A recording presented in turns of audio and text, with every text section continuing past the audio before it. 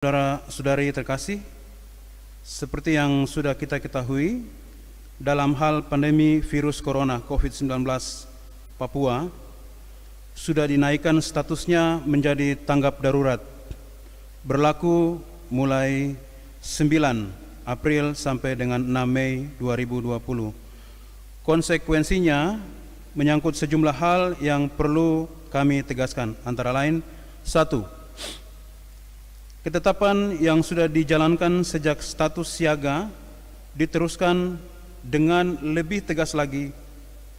1-2 hal yang mungkin belum didengar oleh umat, kami tegaskan lagi, antara lain: polisi atau Satgas akan mengawasi dan menegur mereka yang tidak disiplin, kalau perlu dengan menjatuhkan sanksi kepada mereka yang kumpul-kumpul di luar rumah sendiri.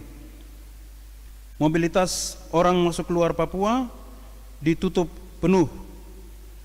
Mobilitas antara daerah yang satu dengan yang lain dikontrol dengan pemeriksaan dan penahanan untuk isolasi mandiri 14 hari.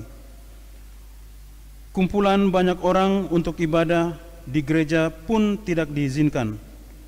Maka kita beribadat di rumah sendiri.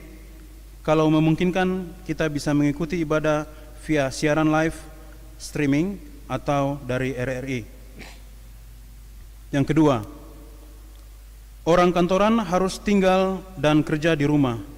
Anak-anak belajar di rumah, karena dalam periode ini kita harus tinggal di rumah. Tetapi tidak berarti berlibur. Maka, kalau ada pekerjaan yang harus dikerjakan di kantor atau di sekretariat paroki, tentu saja harus ke kantor atau sekretariat paroki. Syaratnya tetap jaga jarak fisik dan sosial, pakai masker dan cuci tangan. Harap dengan itu tugas kantor dan administrasi paroki tidak ditelantarkan. Ketiga, kolekte persembahan untuk intensi khusus APP hendaknya dikumpulkan dalam setiap ibadat di rumah dan diserahkan ke bendahara paroki selekasnya. Khusus untuk intensi misa, mohon dicatat dengan jelas agar kalau diharapkan satu misa khusus, maka yang bersangkutan bisa berkomunikasi dengan pastor untuk hadir dalam satu misa harian di gereja pagi hari. Yang keempat, dengan perintah tinggal di rumah pada masa tanggap darurat ini, pasti banyak pekerja harian dan pengusaha kecil kehilangan pendapatan untuk hidup sehari-hari. Ada pemerintah daerah yang sudah memperhitungkan hal itu dengan baik dengan pengamanan sosial dan menyediakan bahan-bahan pokok untuk warga yang seperti itu. Saya minta agar komunitas basis gerejawi atau Kombas, DPP, dan seksi sosial paroki aktif memantau lingkungannya, agar mereka yang mungkin terlewati oleh Satgas Pemda bisa diberi bantuan, entah dari dana APP yang ada di paroki atau yang ada di keuskupan. Untuk itu, perlu laporan data dan administrasi yang akuntabel.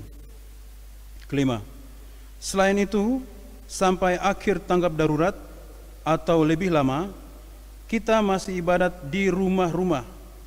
Live streaming tentu membantu membuat kita merasa satu dalam mengabdi dan memuliakan Tuhan. Tetapi peralatan itu tentu bukan barang gratis. Mohon bersama-sama memberi dari kekurangan sendiri untuk menunjang kegiatan liturgi yang unik ini di masing-masing paroki.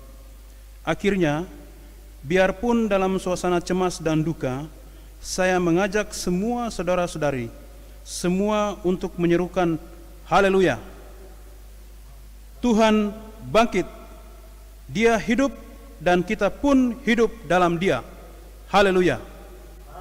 Ya. Selamat Paskah. Damai Tuhan memenuhi hati dan setiap keluarga kita. Jayapura, 11 April tertanda Uskup Jayapura. Leo Labalajar OFM.